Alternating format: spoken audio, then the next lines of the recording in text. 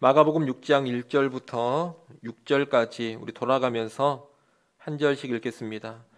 예수께서 거기를 떠나사 고향으로 가시니 제자들도 따르니라.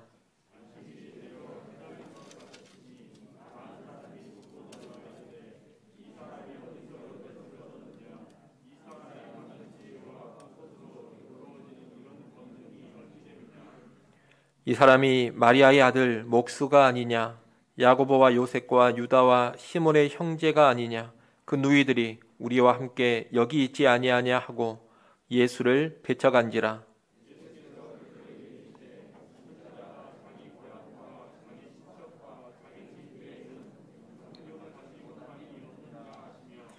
거기서는 아무 권능도 행하실 수 없어 다만 소수의 병자에게 안수하여 고치실 뿐이었고,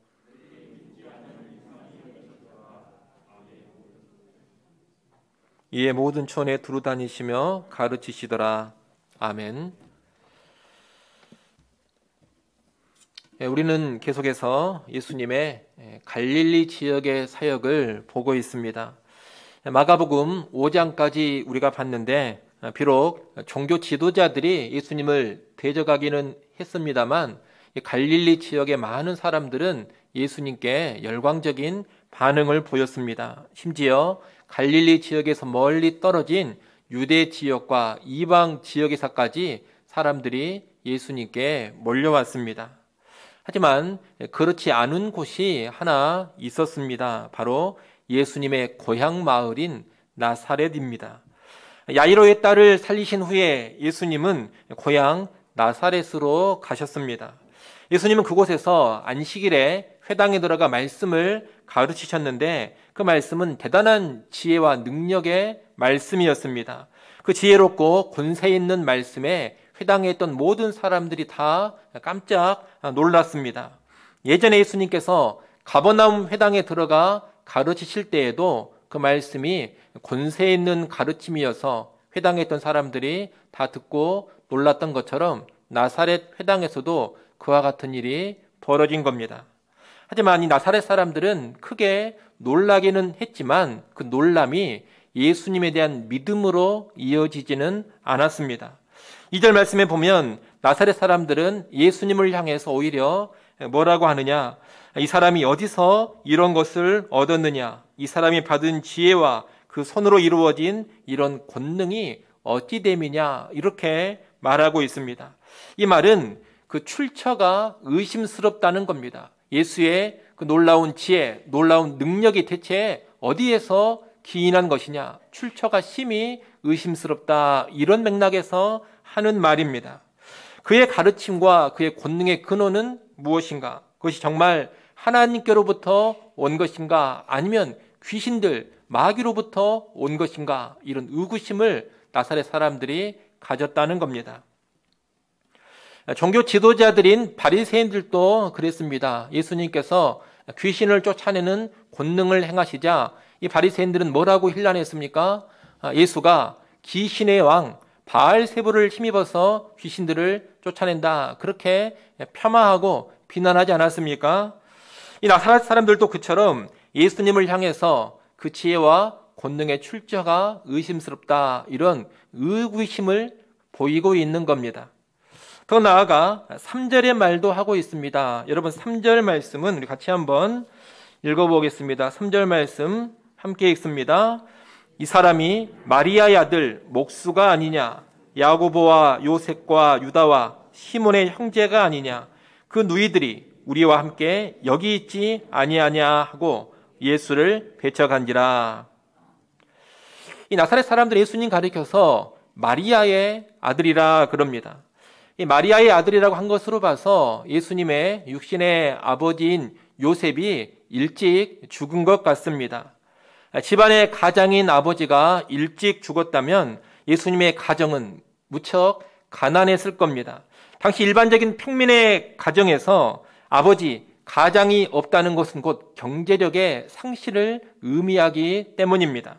그래서 예수님의 가정은 무척 가난했으리라 이렇게 충분히 생각해 볼 수가 있습니다. 특별히 이 마리아의 아들이라는 표현은 대단히 부정적인 표현입니다. 왜냐하면 이런 표현은 당시 일반적인 호칭이 아니기 때문입니다. 유대인들의 전통적인 관습에 따르면 비록 아버지가 돌아가셨다 하더라도 그 자녀를 어머니의 아들로 묘사하지는 않습니다. 아버지가 돌아가셨더라도 늘 그 죽은 아버지의 이름을 언급하면서 아무개의 아들 이렇게 부른다는 겁니다. 당연히 예수님을 향해서도 뭐라고 불러야 되겠습니까? 마리아의 아들 이렇게 부르는 게 아닙니다. 요셉의 아들이라고 불러야 합니다. 그것이 유대 사이의 기본적인 예법입니다. 그런데 예수님을 가리켜서 요셉의 아들이라고 안 합니다. 마리아의 아들이라고 부르고 있습니다.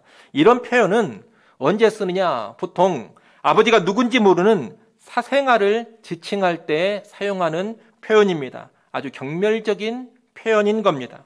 그런데 나사렛 사람들은 예수님을 향해서 그런 표현을 쓰고 있습니다. 이들은 지금 예수님을 대단히 멸시하고 있는 겁니다.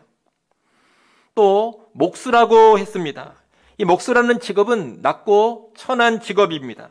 대단한 학식이나 지혜, 지도자의 능력과는 아주 거리가 먼 직업이 목수입니다. 그런데 이 나사렛 사람들은 예수님의 그 목수라는 직업을 구체적으로 언급하면서 예수는 목수가 아니었느냐 이런 말을 하는 겁니다. 이것은 예수님을 대단한 존재로 인정할 수 없다는 나사렛 사람들의 마음을 잘 반영하고 있는 겁니다.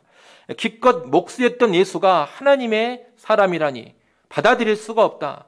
이런 예수가, 목수인 예수가 메시아라니 이것은 말도 안 된다. 이런 마음의 표현인 겁니다.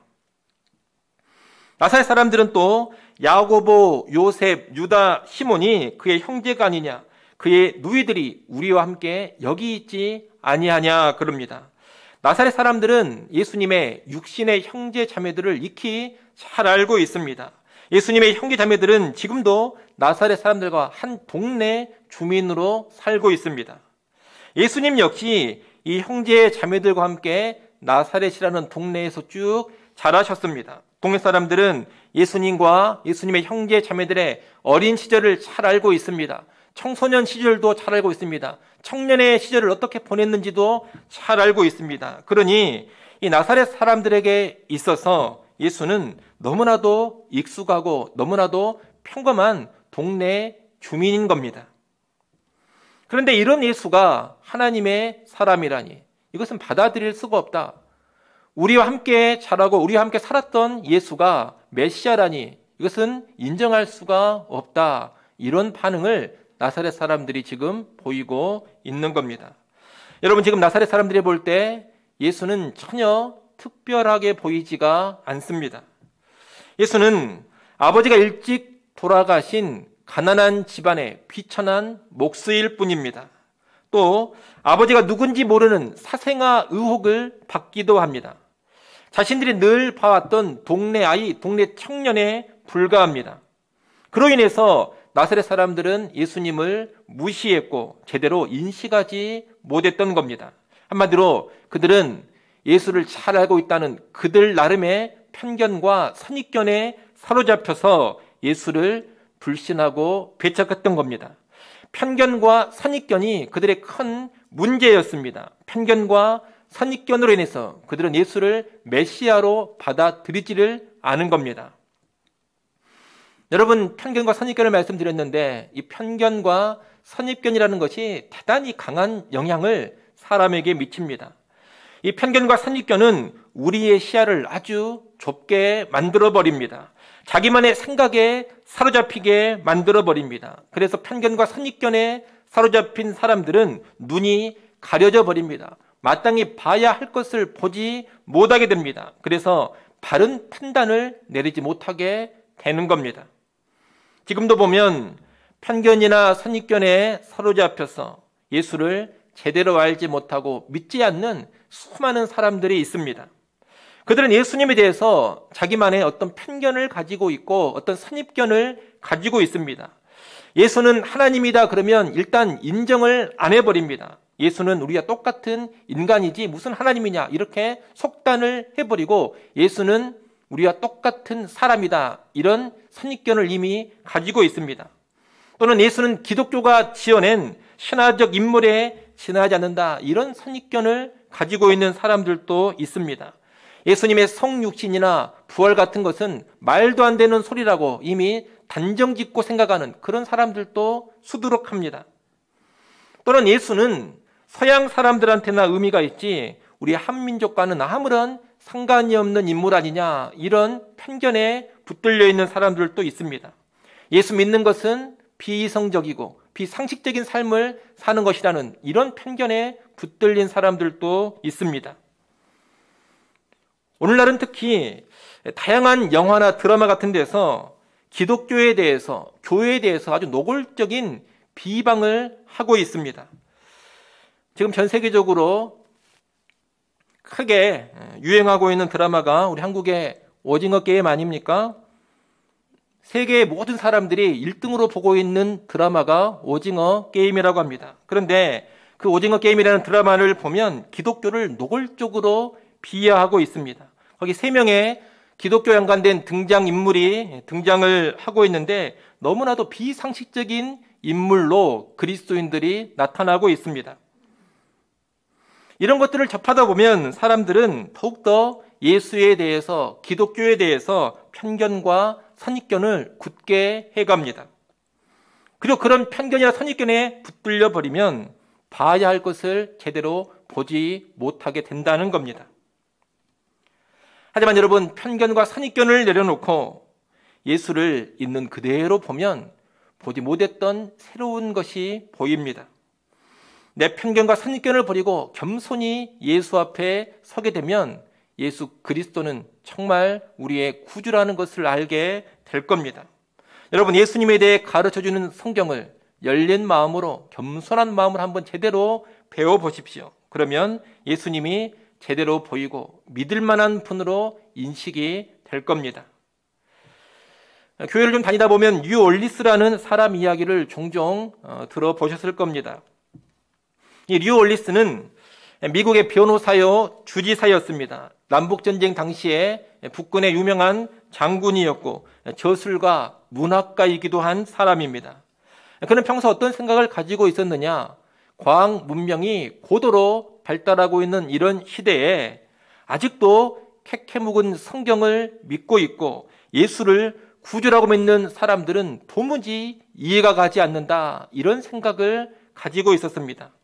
그래서 그는 어떤 생각을 했느냐? 내가 성경을 박살내버리고 예수에 대한 믿음을 무너뜨려버리는 그런 좋은 책을 한 권 쓰겠다, 이런 생각을 합니다. 그런데 그런 책을 쓰려고 하니 어떻게 해야 됩니까? 성경을 무너뜨리는 책, 예수에 대한 믿음을 부정해버릴 수 있는 그런 책을 써야 하니 어쩔 수 없이 성경을 연구해야 합니다. 또 예수에 대해서 조사를 해봐야 합니다. 그래서 그는 성경을 본격적으로 연구하기 시작했고 예수에 대해서도 아주 면밀히 조사하기 시작했습니다. 고고학적으로, 역사적으로 수많은 자료들을 구해다가 연구하며 책을 써갔습니다. 그런데 그 책의 1장을 다 쓰고 2장을 쓰다가 붓을 꺾어버리고 예수 그리스도를 자신의 구주로 영접하게 됩니다. 하나하나 차근히 조사하고 알아가니 도저히 성경의 내용을 부정할 수가 없었던 겁니다. 그리고 예수가 하나님의 아들이요, 예수가 구주라는 것을 부인할 수가 없었던 겁니다. 그래서 그는 회심하고 아주 신실한 그리스도인이 됩니다. 그리고 나서 내가 이제 제대로 알고 제대로 믿게 된 예수 그리스도를 증거하는 책을 하나 써야 되겠다, 그런 마음을 먹습니다. 그래서 쓰게 된 소설이 영화로도 2번이나 제작되었던 배너라는 소설입니다. 리 스트로벨이라는 사람도 있습니다.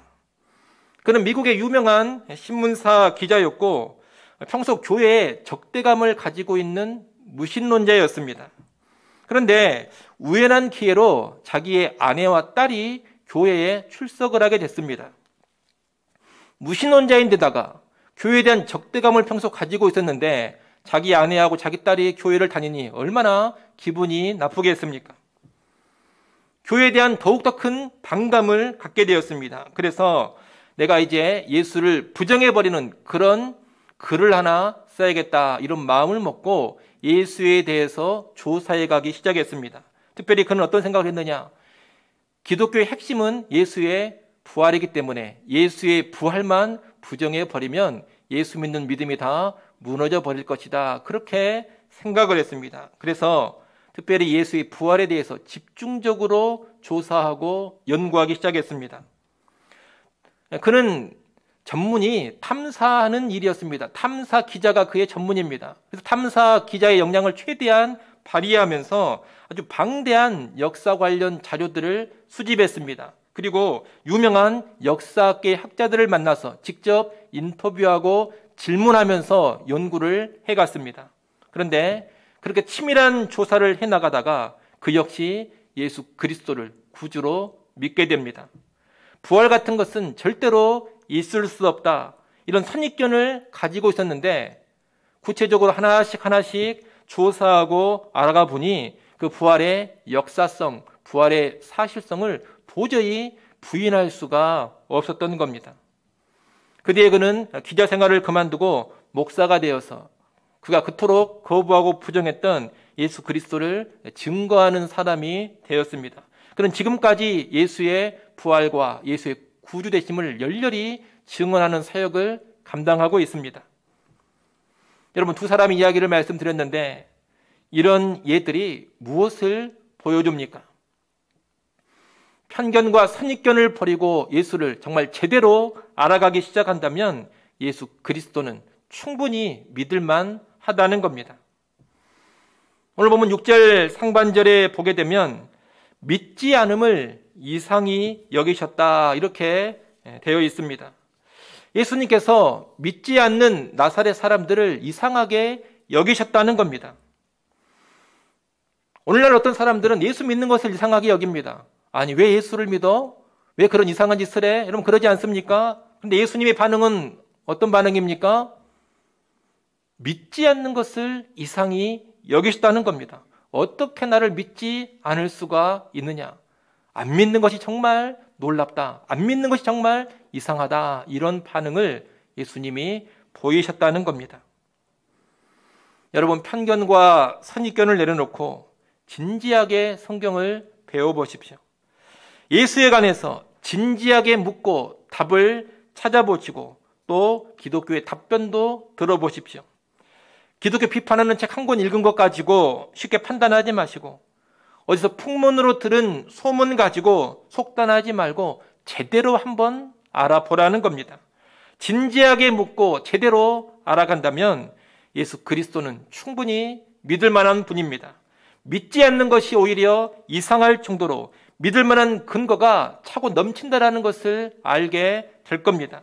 근거가 없어서 못 믿는 것이 아니라 믿고 싶지 않아서 안 믿고 있는 것이라는 것도 알게 될 겁니다. 그러나 여러분, 다시 말씀드립니다. 여러분 자신의 편견과 선입견을 버리고 예수 그리스도 앞에 겸손히 한번 서 보십시오. 열린 마음으로 예수를 알아가고자 해 보십시오. 그러면 충분히 예수를 믿을 만한 많은 근거들을 발견하게 될 겁니다. 안타깝게도 이 나사렛 사람들은 그러지를 못했습니다. 그들은 편견과 선입견에서 벗어나지를 못했던 겁니다. 그래서 예수를 거부하고 배척했습니다. 예수님은 자신을 배척하는 나사렛 사람들을 보면서 선지자가 자기 고향과 자기 친척과 자기 집에서는 높임을 받지 못한다, 이런 말씀을 하십니다. 그리고 믿음이 없는 그곳에서 권능을 행하시지 않습니다. 5절 말씀을 한번 보십시오. 5절 말씀 또 같이 한번 읽어보겠습니다. 함께 읽습니다. 거기서는 아무 권능도 행하실 수 없어 다만 소수의 병자에게 안수하여 고치실 뿐이었고. 아멘. 하나님의 보편적인 원칙은 믿음을 기뻐하시며 믿음 가운데 역사하시는 겁니다.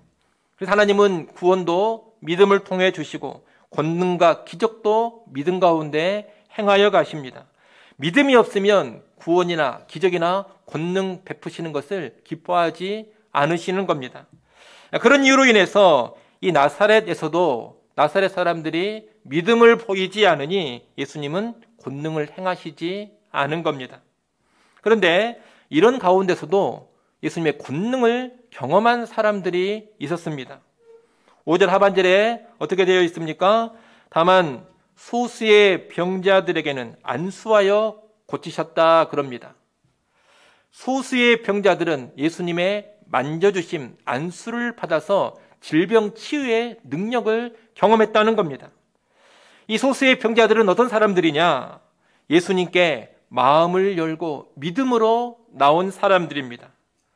우리가 앞에서 봤던 것처럼 나사렛 사람들 대부분은 예수님을 배척하며 믿지를 않았습니다. 예수를 불신하고 거부했습니다. 하지만 소수의 병자들은 마음을 열고 예수님 앞으로 나왔습니다. 예수님은 이들을 외면하지 않으시고 직접 만져주시면서 치유의 능력, 치유의 은총을 베풀어 주신 겁니다. 우리는 이 부분에서 대다수 사람들이 불신과 배척의 반응을 보인다 하더라도 믿음을 보이는 적은 숫자의 사람들이 있고 그 소수는 예수님의 권능을 경험한다는 것을 배우게 됩니다. 여러분, 주변 사람들이 다 믿지 않고 다 배척한다 하더라도 내가 믿음을 가지고 나가면 나는 능력을 체험하는 겁니다. 모든 사람들이 다 예수를 거부한다 하더라도 나 한 사람은 믿음을 가지고 있으면 나에게는 구원의 권능이 임하게 되는 겁니다. 주변 사람들과 상관없이 믿음을 가지고 있으면 믿음을 가진 나에게는 주의 능력이 임한다 이 말입니다. 그러니 여러분, 내 주변 사람들이 다 믿음이 없어가지고 나는 믿기가 힘들다. 내 주변은 신앙생활 하기가 너무나 힘든 여건이다. 우리 집안은 뿌리 깊은 불교 집안이어가지고 믿음을 갖기가 어렵다. 이곳은 핍박이 심한 곳이기 때문에 믿기가 어렵다. 여러분, 너무 그런 생각에만 빠지지 마십시오. 주변 사람들이 어떻든지 간에, 주변 환경이 어떻든지 간에 내가 믿음을 가지면 되는 겁니다. 노아의 때를 한번 생각해 보십시오. 이 노아의 때에 세상 모든 사람들이 다 하나님을 불신하고 배척했습니다. 세상 모든 사람들이 믿음 없이 살았습니다. 그래도 노아를 비롯한 그의 가족 8명은 믿음으로 살았습니다. 온 세상의 풍조가 불신이었습니다. 전 세계가 신앙을 배척했습니다. 하지만 그런 상황에서도 믿음을 가졌을 때 믿음을 가진 그 한 가족은 어떻게 됐습니까? 그 한 가족은 구원을 받지 않았습니까? 지금도 마찬가지입니다. 이 세상에서 아무리 예수에 대한 부정적인 이야기가 가득하고 하나님을 비방하고 하나님을 모독하는 말들이 넘쳐난다 하더라도 믿음이 있는 자는 지금도 구원을 받습니다. 기독교나 교회를 향한 비방이 만연하고 적개심 수준의 비난이 난무한다 하더라도 내가 믿음이 있다면 믿음 있는 나는 주의 권능을 경험하게 되는 겁니다. 믿는 자는 구원을 받습니다. 그러니 여러분, 대세에 휘둘리지 마십시오. 주변 사람들 분위기에 휩쓸리지 마십시오. 대다수 사람들이 어떠하든지 간에, 대중이 어떠하든지 간에 여러분 개인이 믿음을 가지십시오. 주변의 반응이 어떠하든지 간에 여러분 개인만큼은 믿음의 반응을 보이십시오. 그러면 믿음을 가진 나에게는 반드시 주의 능력, 주의 은혜가 임하게 될 겁니다. 이제 말씀을 마무리하면서 하나 생각해 볼 것이 있습니다. 그것은 예수님은 왜 나사렛에 가셨을까 하는 겁니다. 여러분, 예수님은 왜 나사렛에 가셨을까요? 예수님은 선지자가 자기 고향에서는 높임을 받지 못한다는 것을 너무나 잘 알고 계십니다. 고향 마을로 가면 불신과 배척이 있으리라는 것, 예수님도 잘 알고 있습니다. 그런데 왜 불신과 배척이 충분히 예상되는 그 나사렛으로 예수님이 가신 겁니까? 나사렛 사람들이 문제 많은 사람들이다 이런 것을 드러내려고 가셨겠습니까? 선지자가 고향에서는 높임을 받지 못한다 이 명제를 한번 입증해 주시려고 가신 겁니까? 그것도 아니면 나는 가까운 사람들에게는 늘 이렇게 외면당하고 배척당하는 사람이다 이것을 한번 보여주시려고 가신 겁니까? 여러분, 그런 것이 이유가 아닙니다. 예수님이 나사렛에 가신 이유는 나사렛 사람들을 사랑하셔서 그들에게 기회를 주고자 하심입니다. 나사렛 사람들에게도 메시아를 알고 믿을 수 있는 기회, 나사렛 사람들도 예수님을 통해 시작된 하나님의 나라에 동참할 수 있는 기회를 주시고자 나사렛으로 가신 겁니다. 하지만 그들은 편견과 선입견을 뛰어넘지 못하고 예수님을 외면했습니다. 불신과 배척으로 주신 기회를 발로 차버린 겁니다. 그들이 이렇게 불신과 배척으로 반응하자 예수님은 그곳을 떠나십니다. 6절 하반절에 보면 이에 모든 촌에 두루 다니시며 가르치셨다 그럽니다. 나사렛 사람들이 거부하고 배척하자 그곳을 떠나 다른 모든 촌에 두루 다니시며 말씀을 전하신 겁니다. 예수님이 가시는 다른 모든 촌들 역시 예수님을 거부하고 배척한다면 예수님의 구원의 권능을 누리지 못할 겁니다. 하지만 믿음으로 반응한다면 그들은 구원의 권능을 누리게 될 겁니다. 여러분, 예수님은 어떤 분이시냐? 모든 마을, 모든 촌의 사람들에게 듣고 믿을 기회를 주시는 분입니다. 믿음으로 예수님의 권능을 경험할 수 있는 기회를 모든 사람에게 주고자 하시는 분, 그분이 예수 그리스도라는 겁니다. 여기에는 나사렛도 예외가 아니었던 겁니다. 여러분, 지금도 예수님은 우리를 찾아오십니다. 강팍한 사람에게도 찾아오시고 완악한 사람에게도 찾아오십니다. 편견과 선입견에 붙들려 있는 그런 사람에게도 예수님은 찾아오십니다. 우리 예수님께서 미리 배제시켜버리는 그런 사람은 단 한 사람도 없습니다. 저 사람은 완악하기 때문에 내가 찾아갈 필요가 없다. 저 사람은 편견과 선입견이 너무 심하기 때문에 내가 가서 말씀을 알려줄 필요도 없다. 그렇게 대하는 사람은 예수님 앞에 한 명도 없다는 겁니다. 예수님은 아무리 강팍하고 완악한 사람이라 하더라도 찾아가서 기회를 주십니다. 편견과 선입견에 가득 차 있는 사람이라 하더라도 찾아가서 일단 손을 내밀어 주십니다. 구원의 기회를 주신다는 겁니다. 예수의 권능을 경험할 수 있는 그런 기회를 주신다는 겁니다. 여러분, 그때 외면하지 않기를 바랍니다. 주께서 기회를 주실 때 그 기회를 붙잡아야 합니다. 고린도후서 6장 2절 하반절에 보면 이렇게 말씀합니다. 보라, 지금은 은혜 받을 만한 때요. 보라, 지금은 구원의 날이로다. 보라, 지금은 은혜 받을 만한 때요. 보라, 지금은 구원의 날이로다. 여러분, 이것이 하나님의 말씀이요, 예수님의 말씀입니다. 바로 지금이 은혜 받을 때요. 바로 지금이 구원받을 기회라는 겁니다. 이런 기회 앞에서 여러분, 편협한 생각, 섣부른 판단과 평가를 내려놓으시고 열린 마음으로 기회를 주시는 예수 앞에 서기를 바랍니다. 예수 그리스도께서 내밀어 주시는 그 구원의 손을 겸허히 붙잡을 수 있기를 바랍니다. 지금 주시는 그 기회 앞에서 믿음의 반응을 보이시기 바랍니다. 그럴 때 반드시 구원의 은혜, 구원의 능력을 경험하게 될 겁니다. 아무쪼록 우리 모두는 주시는 기회 앞에 믿음으로만 반응해서 구원의 은혜, 구원의 권능을 누려가는 그런 복 누릴 수 있기를 간절히 축원합니다. 기도하겠습니다.